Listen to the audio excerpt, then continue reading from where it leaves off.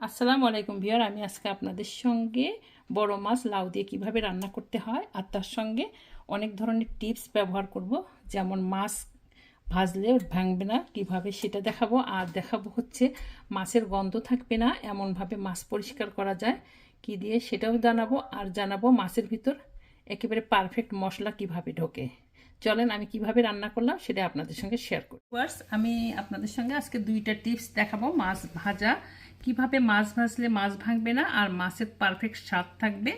আর মাছটা ধোয়ার একটা কিন্তু প্রসেস আছে, যাতে পুরাতন মাছ হয়, অনেক সময় আমরা অনেক দিন ফ্রিজে থাকে গন্ধ হয়, সেটা ধোয়ার জন্য অনেকে লেবু ইউজ করে অথবা ভিনেগার ইউজ করে। কিন্তু সবচেয়ে ভালো পদ্ধতি হচ্ছে যদি আপনারা প্যাকিং সোডা দিয়ে ধোন মাছটা, একেবারে মনে হবে পারফেক্ট একদম ফ্রেশ মাছের মতো আর কি। তা আমি অলরেডি মাছটা ধুয়ে সুন্দর করে নিয়ে এসেছি। আর একেবারে যেটা টিপস হচ্ছে মাছ ভাঙবে না, সুন্দর মাছটা ভাজা হবে, সেটাই হচ্ছে মাছে কোনোভাবেই পানি থাকা যাবে না। দেখেন আমি একদম পুরো পানি একদম নিংড়ায় ফেলেছি, কোনোভাবেই পানি থাকা যাবে না, এইটা এক নম্বর টিপস। আর হচ্ছে মাছটা আরও আছে আর একটা টিপস, সেটাও শেয়ার করব।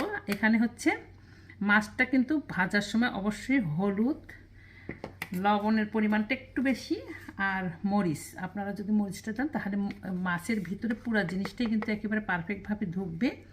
আর লবণটা কিন্তু এখানে একটু পরিমাণে বেশি দিবেন, তরকারিতে আমরা বুঝে লবণ দিব। যদি এইভাবে আমরা লবণ একটু বেশি দিয়ে ভাজি করি, এতে মাছটাও যেমন শক্ত হবে, সুন্দর সব কিছু ভিতরে ঢুকবে। আর রান্নার সময় আমরা কম দিব, পরে মুখে দেখে দিব আর কি। আর একটা হচ্ছে অবশ্যই মাছটা মাখানোর সময় অনেকে তেল ইউজ করে না, এই তেলটা যদি ইউজ করেন তাহলে মাছটা ভাঙার সম্ভাবনা খুবই কম থাকে। তো মাছটা আমরা এখন সুন্দর করে মাখায়ে রেখে দেব। আর আমি কিন্তু লাউটা ছিলে এরকম টুকরা করে নিয়েছি। তারপরে এখন মাছটা ভেজে তারপরে লাউটা দিয়ে কীভাবে রান্না করব সেটা আপনাদের সঙ্গে শেয়ার করব। তো কড়াইয়ে তেল ঢেলে নিয়েছি। দেখেন এখানে আর একটা টিপস অবশ্যই ফলো করতে হবে মাছ ভাজার জন্য, সেটা হচ্ছে তেলটা কিন্তু অবশ্যই গরম হতে হবে। আর যদি নন স্টিকে হয় তাহলে কোনো প্রবলেম নাই। আর মানে সাধারণ যদি প্যানে আপনারা করেন, অবশ্যই তেলটা প্রথমে গরম করে একবার ঠান্ডা করে নিয়ে আবার গরম করে করবেন, তাহলে কিন্তু আপনাদের আর নিচে লাগবে না মাছটা, আর ভেঙেও যাবে না। এখন আমার তেল গরম হয়ে গেছে, আমি এই তেলে এখন মাছগুলো দিয়ে সবগুলো ভেজে নিয়ে সুন্দর করে লাল লাল করে ভাজবো, যাতে ভেঙে না যায়, কারণ আমরা সবজির সঙ্গে রান্না করবো। এটা আমরা সবগুলো দিয়ে ভেজে নেব। ভেজে তারপরে কীভাবে রান্না করবো সেটা দেখাবো। ভিউয়ার্স, আমি কিন্তু মাছগুলো ভেজে নিয়েছি, এরকম করে সবগুলো মাছে আমি ভেজে নিব, নিয়ে তারপরে আমি রান্নাটা দেখাবো। ভিউয়ার্স, সব মাছগুলো ভাজা হয়ে গেছে। যে মাছের তেলটা আছে যেটাতে ভাজলাম আর কি, আমি কিন্তু এক্সট্রা কোনো তেলে দেই নি, এই তেলের মধ্যে আমার মাছটা রান্না করব। এখন এই তেলের মধ্যে আমি অর্ধেকটা বড় বড় পেঁয়াজের অর্ধেকটা একটু বেশি পরিমাণে আমি দিয়ে এটা লাল লাল হওয়া পর্যন্ত ওয়েট করি। তারপরে আমি কী কী মশলা মিশাবো সেটা মেইন ইম্পর্টেন্ট থিং, সেটা দেখাবো। এখন ভাজা হয়ে গেলে তারপর দেখাবো। ভিউয়ার্স, পেঁয়াজটা কিন্তু বেরেস্তার কাছাকাছি নিলে সবচেয়ে টেস্ট আসে মাছের। এইটা আমি এইভাবে করে নিয়ে যে মাছটাতে আমি মাখায় রাখছিলাম সেই বাটিটা ধুয়ে একটু পানি ছিল ওইটাই দিচ্ছি। আপনারা যে কোনো পানি দিতে পারেন, আমি আর মশলাটা নষ্ট করতে চাইলাম না। এখন এটা নাড়তে থাকবো, কারণ হচ্ছে মশলাগুলো যাতে পুড়ে না যায় সেই জন্য কিন্তু এই পানিটুকু দেওয়া। এখন আমি আদা রসুন দিব 1 চা চামচ। অবশ্যই কিন্তু আপনাদের আদাটা দিতেই হবে, এই আপনার লাউয়ের তরকারি আদাটা কিন্তু একটা মেইন ফ্যাক্টর। আরও একটা জিনিস আছে ইনগ্রিডিয়েন্ট, সেটা কিন্তু মেইন ফ্যাক্টর, এটার টেস্টটাকে ইনক্রিজ করে। আর মরিচটা কিন্তু আমি আধা চামচ দিচ্ছি, কারণ মাছে আমি অলরেডি দিচ্ছি, আর কাঁচা মরিচ যেহেতু ইউজ করবো সেই জন্য আমি বেশি মরিচ দিচ্ছি না। আর হলুদটা হচ্ছে, হলুদও খুব বেশি দেওয়ার দরকার নেই, আধা চামচ। আর আমি এখানে কোনো ধনিয়ার গুঁড়া ইউজ করবো না, শুধু ভাজা টালা জিরার গুঁড়া আধা চামচ দিয়ে আমি এখন মশলাটা কষাই নেব। মশলাটা কষানো হয়ে গেলে তারপরে আমি এটাতে লাউটা দিয়ে তারপরে কষাইতে থাকবো আর কি। ভিউয়ার্স, আমার কিন্তু কষানোর শেষ। মশলার গন্ধটা, বিশেষ করে আদা রসুনের ফ্লেভারটা কষানো হয়ে গেলে তারপরে এখন আমি দিব লাউটা আপনারা আপনাদের পছন্দ মতো দিবেন। আমি দেখলাম লাউটা একেবারে কষি, ভিতরের অংশ ফেলতে হবে না, তাই আমি লাউটা দিব। এখন কিন্তু আমি কোনো লবণ দিই নেই, আপনারা দেখতে পাচ্ছেন, কারণ হচ্ছে আমি অলরেডি কিন্তু লবণ দিয়েছিলাম মাছটাতে একটু বেশি, সেই জন্য আমি এখানে ঠিক আধা চামচের মতো লবণ দিব।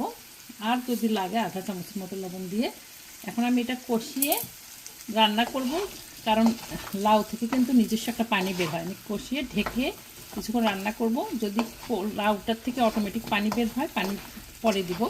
আর এটা কষানো হয়ে গেলে আমি গরম পানি রেডি করে রাখছি, অবশ্যই গরম পানি ইউজ করবেন। ভিউয়ার্স, এটা আমি 8-10 মিনিট ঢেকে রান্না করেছি। তারপর কিন্তু দেখেন এরকম পানি বেরোচ্ছে, আমি কিন্তু কোনো পানি দেইনি। এটা কিন্তু অবশ্যই আপনাদের আর একটু কষিয়ে নিয়ে আবার ঢেকে রান্না করতে হবে, কারণ আগে পানি দিলে কিন্তু ছোবড়া ছোবড়া হয়ে যাবে, তখন আবার সুন্দর গলবে না আর কি জিনিসটা। এই অবস্থায় আমরা আর একটু ঢেকে রান্না করব, তারপরে কখন পানিটা দিব আর মাছটা দিব সেটাও শেয়ার করব। ভিউয়ার্স দেখেন, এখন কিন্তু আমার লাউটা অলমোস্ট সিদ্ধ, হাফের চেয়ে বেশি সিদ্ধ হয়ে গেছে। এই অবস্থায় কিন্তু আমরা এখন পানি দিব।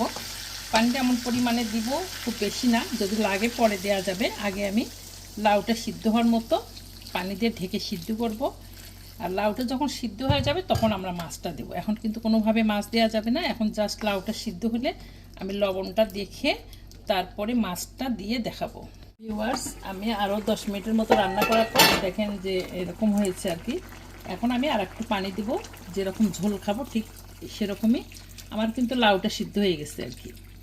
তা আমরা এটা দেওয়ার পর কিছুক্ষণ রান্নার পর এটা কমে যাবে পানিটা। এই অবস্থায় উতলায় উঠলে আমরা দিলে ভালো, এখন দিলে কোনো অসুবিধা নেই। মাছটা আমরা পুরো এটার সঙ্গে মিশাই দিয়ে তারপর ঢেকে রান্না করব বেশ কিছুক্ষণ। তারপর রান্না হয়ে গেলে আমি দেখাবো কোন অবস্থায় নামাতে হবে। আর একটা লাস্টে যে বাকি আছে সেটা দিতে হবে, আর ওটা দিলে পারে লাউয়ের সঙ্গে ভীষণ একটা ভালো স্বাদ আসে। তো এখন এটা আমরা ঢেকে আবার রান্না করতে থাকি। ভিউয়ার্স, আরও 10 মিনিট আমি জাল দেওয়ার পর মাছটা চেহারা দেখেন কত সুন্দর হয়ে গেছে। এখন তার লাস্ট ইনগ্রিডিয়েন্ট সেটা হচ্ছে ধনিয়ার পাতা।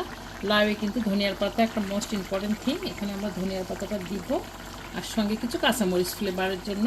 আর ঝাল যে যে যে যেমন খাবেন সেরকম ঝাল দিবেন। একটু পরে আমি চুলাটা বন্ধ করে রাখবো, আর বাকি ঝোলটা কিন্তু অনেকটাই কমে যাবে। আর আপনারা যে আরও বেশি ঝোল খান কেউ, তাহলে ঝোলটা দিবেন, এটা কিন্তু কমে যাবে। এই অবস্থায় আমি আর একটু দিব জিরার গুঁড়া। অবশ্যই জিরার গুঁড়াটা কিন্তু দেওয়ার চেষ্টা করবেন, জিরার গুঁড়াটা না দিলে কিন্তু পারফেক্ট স্বাদটা আসবে না। তো এখানে একটু জিরার গুঁড়া দিয়ে এখন আমি চুলাটা বন্ধ করে দিয়ে রেখে দেবো। এই তো হয়ে গেল মজার লাউ দিয়ে মাছ রান্না। এটা বড় মাছ, যে কোনো মাছ দিয়ে রান্না করা যায়।